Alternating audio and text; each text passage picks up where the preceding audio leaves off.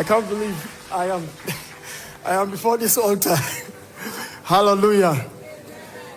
I flew from Warri to testify of what the Lord has done. My first testimony, I joined this altar 2021. And before then, my family was going through a lot. And I introduced my junior sister to this altar. She was 40 years at then and had no husband, had no even boyfriend. And so I introduced her to this altar, and just like that, 3 months later, she called us and said she has somebody who wants to marry her. And before we knew anything, it was wedding. We were celebrating. After the wedding, all of a sudden the devil came in and struck. They said her stomach started bulging, and they said she has a fibroid. They took her to the hospital and they did an operation on her. And after the operation, the doctors told her that it would take a miracle if after 4 years you are able to put to bed. I now asked her, did the doctor really say it takes a miracle? And so I said, if the doctor said it takes a miracle, I have a place that miracles are constructed. And so I brought her to the altar. Before you know anything, 3 months later, she took in. She broke the jinx of that 4 years that was scheduled for her. And she has put to bed a beautiful baby girl. My second testimony, I have a neighbor and a friend who, for 5 years, she has been married without an issue. And my wife introduced her to this altar. And she became an addict on this altar. Every morning she will join. Just like that, she took in. And just 2 days ago, we were in Abuja here. She called and said she has put to bed a beautiful baby girl. As if that was not enough.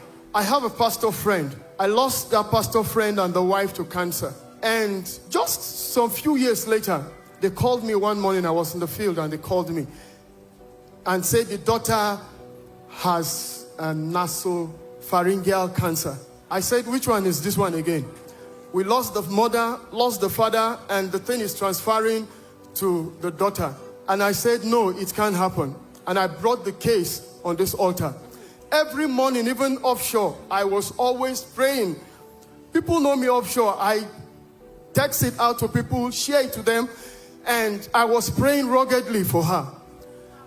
She started the chemo, and I have the pictures here. The chemo affected her, burnt her on the neck because it was a throat cancer. And in one of the services one morning, Daddy just said on NSPPD, nasopharyngeal cancer. Nasopharyngeal cancer. Nasopharyngeal cancer. If you are the one, put it on the live stream. The devil is a liar. I went on my knees. Tears started coming up my eyes. And I just video shot it and sent it to her. Then she was in the hospital, critical.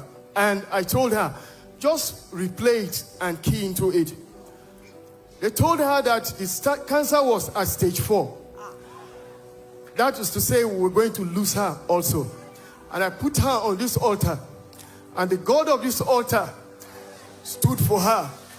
Today I have the proof here, the before and after picture of what this God of NSPP did for her. She's completely healed of nasopharyngeal cancer.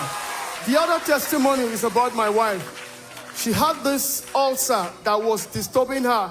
In the night, the thing would just start like that, and we'll be driving in the night around 2 a.m. to rush her to the hospital. She'll be in the hospital in intensive care for like 3 days. And I said, no, this cannot happen again. And I brought it before this altar. Papa, one of the NSPPD morning, Papa called ulcer. Papa is running away. Ulcer. And we keyed into it. From that day till today, she has never had that attack. She is free from it. And lastly, is my own testimony. There was this project. That project has lasted for 23 years. Many people were sacked on that project. Many ran away and left the project.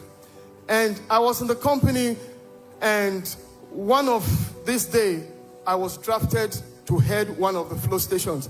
The project is to build a new flow station. And we were on that project for 12 years before I joined the altar. And the thing, if you have worked offshore before, you'll know that they'll fight you spiritually and physically. And so we are building this facility offshore. I was in charge of one of the flow stations to build it. And each morning, NSPPD starts at 7 o'clock. And that is our morning meeting, the time for our morning meeting.